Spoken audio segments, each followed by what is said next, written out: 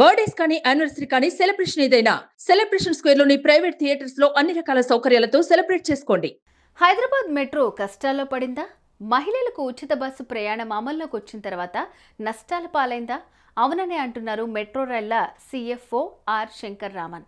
ఏకంగా ఆయనే ప్రెస్కు ఆ మాట చెప్పడం ఇప్పుడు భాగ్యనగరంలో ఓ సంచలనంగా మారింది.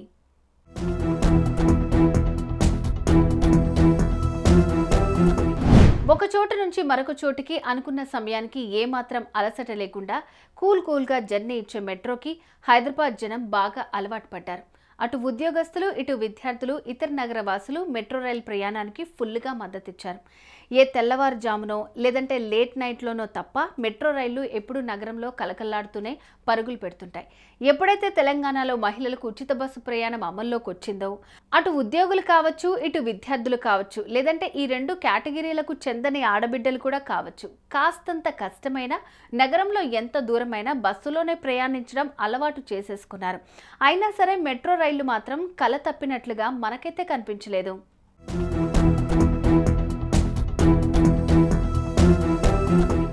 ఆర్టీసీ బస్సుల్లో ఉచిత ప్రయాణం కారణంగా ఆటో కార్మికుల ఆదాయం పడిపోయింది.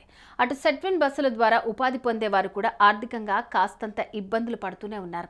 వీరి విషయంలో రెండో వాదన అక్కర్లేదు, కానీ మెట్రో మాత్రం బాగానే నడుస్తోంది అనిపించింది. అయితే మీకు చూసేందుకు బాగానే ఉండొచ్చు, పెట్టిన పెట్టుబడికి ఇచ్చే జీతాలకు రైళ్ల ద్వారా మాకొస్తున్న ఆదాయానికి పొంతనే లేకుండా పోయిందని, నిర్వహణ ఖర్చులు పెరుగుతున్నాయి, ఆదాయం డల్ అయిపోయిందని, కాబట్టి ఇక మెట్రో రైళ్లను నడపడం మా వల్ల కాదంటూ వాటిని నిర్వహిస్తున్న L&T సంస్థ CFO ఆర్ శంకర్ రామన్ మొహమాటం లేకుండా మీడియా ముందు చెప్పేశారు. ఆ మొత్తం వ్యవస్థనంతా ఎవరైనా ముందుకొస్తే వారికి అమ్మేస్తామంటూ చెప్పుకొచ్చారు. లాభాలతో నడిచే వ్యవస్థ అయితే ఎంతో కొంత ఎక్కువ డబ్బులిచ్చైనా ఎవరైనా కొంటారు. కానీ నష్టాలు వస్తున్నాయని యజమాని చెప్పిన తర్వాత వాటిని కొనేందుకు, నడిపేందుకు ఎవరొస్తారన్నదే ఓ సందేహంగా మారింది.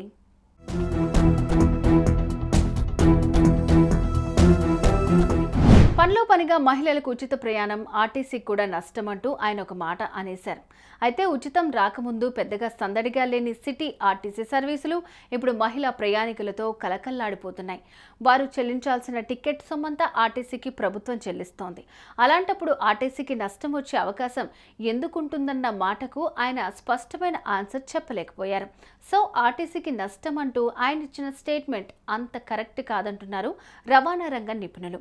ఆర్టీసీకి నష్టం వస్తుందా, రావటం లేదా అన్న విషయం పక్కన పెడితే మాకు ఫుల్గా నష్టాలు వచ్చేస్తున్నాయి, మెట్రో రైళ్లను నడపలేమంటూ ఆయన అన్న మాటలు మాత్రం ఇప్పుడు మెట్రో రైళ్లు ఉంటాయా లేదా అన్న సందేహంతో పాటు ఎవరైనా ప్రైవేటు సంస్థ ఆ వ్యవస్థను ఆధీనంలోకి తీసుకుంటే నష్టాలు పూడ్చుకునేందుకు టికెట్ రేట్లు ఫుల్గా పెంచితే అది సగటు మెట్రో ప్రయాణికుడి జేబుకు చిల్లు పెట్టే పరిణామమే అవుతుందన్నది కాదనలేని నిజం.